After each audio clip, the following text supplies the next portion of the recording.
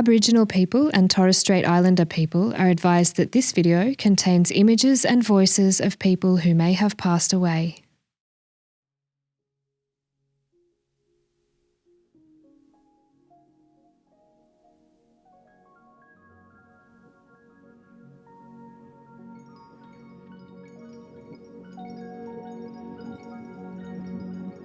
Ngai waira nu, nini waira ana, puto nini kalkotungo muja.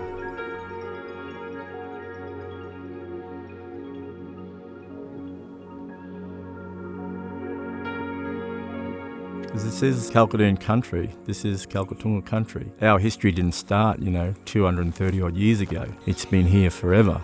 And I think it's something that the whole community, the whole country should embrace.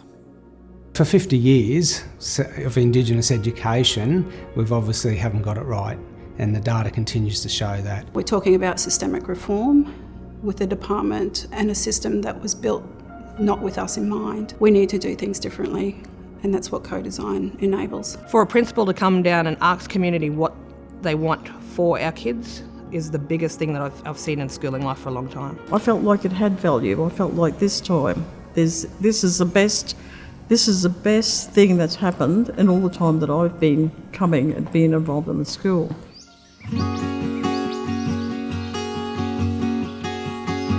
Spinifex State College is the only state high school in Mount Isa. We have 1,000 students in our school, and approximately 360 of those students are Aboriginal and Torres Strait Islander students. Well, co-design was a really welcome concept that came to us because our motto is sharing knowledge and creating futures. It's about being open. It's about being transparent and welcoming people in, and most importantly, it's about listening to your community.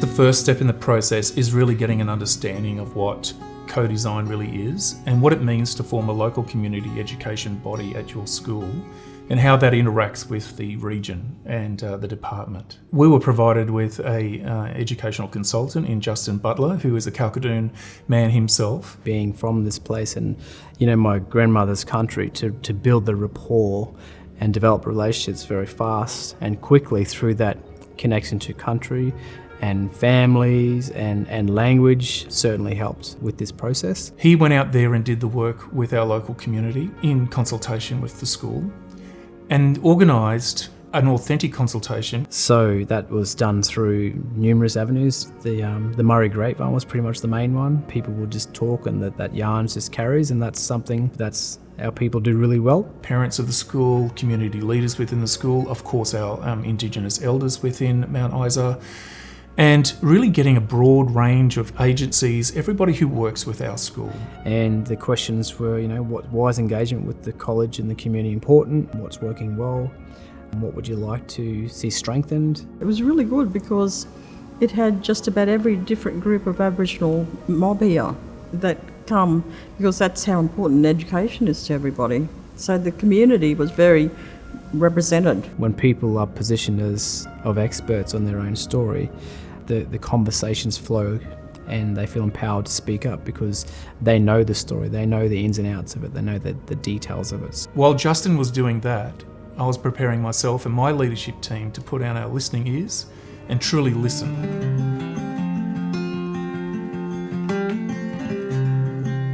So part of this process, the principal was required to collate the information from the consultation and be accountable to that. And myself and my head of senior schooling sat down with our community education counsellors as well as our district support person to listen to that feedback.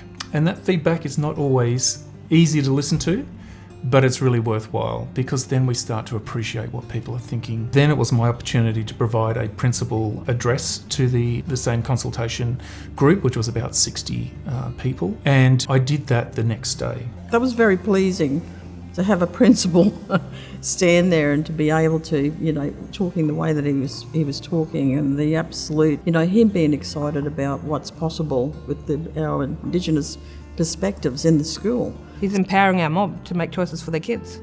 He's giving us the empowerment back, you know what I mean, for us to empower our kids. And I think the things that I was challenged with was to be a little bit more out of my comfort zone, to be a bit more vulnerable at times, But to also know that by embracing the process, you can create so many more opportunities for your school and for your students right across the whole school.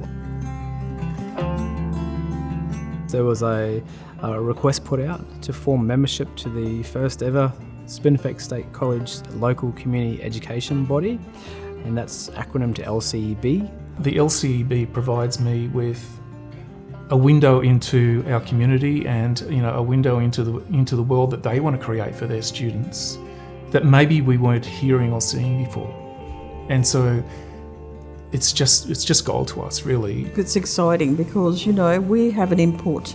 We're the experts with our language and our culture and everything to do about us. For our people, we're sort of always brought in at the end to sign something off, but to be able to be consulted at the very beginning and develop something together is something really special. It's very early days yet, but there's so many little green shoots happening already for us. They're going to help us revitalise this language. We're going to teach it to everybody like we want to. We're looking at trying to get some skills around what language programs look like in schools, what the sort of training perspectives that we need to do, and how we can actually bring local people into our school to enrich our school with language.